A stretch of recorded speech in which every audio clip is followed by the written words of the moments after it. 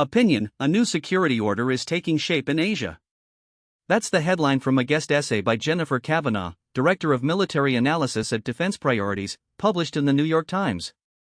Kavanaugh argues that a historic shift has gathered pace across Asia this summer.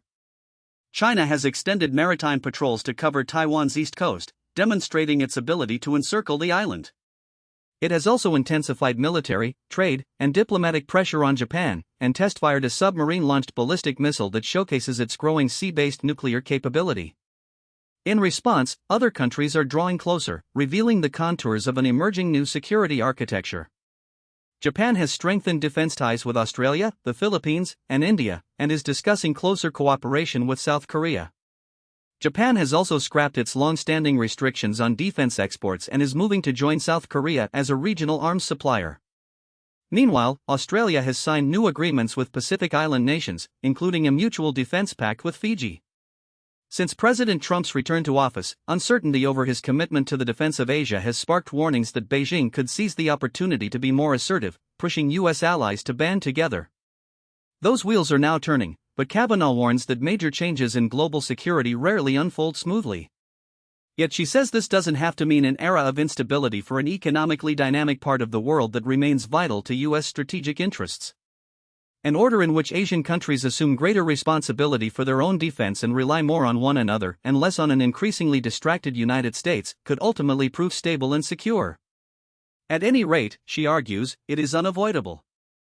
An overextended United States is less prepared to underwrite Asia's security indefinitely than it once was. The war with Iran has exposed the limits of U.S. military power and prompted Washington to divert military assets from other parts of the world, including the Asia-Pacific region. And Mr. Trump has made clear that he wants U.S. allies to contribute more to their own defense. His administration has already announced significant reductions in the U.S. military presence and commitments in Europe. No comparable plans for Asia have emerged yet. Kavanaugh stresses that a transition to a more self-reliant Asia must be managed carefully. If Beijing perceives a rapid weakening of American commitments or sees U.S. allies as newly vulnerable, it might conclude it has greater freedom to press its territorial and security ambitions, raising the specter of military confrontation.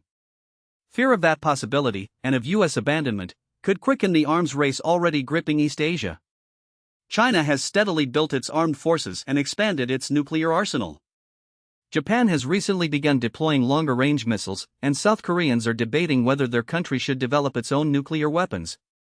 That's the picture Kavanaugh paints, a region in flux, with new alignments forming and old certainties fading. Thanks for listening.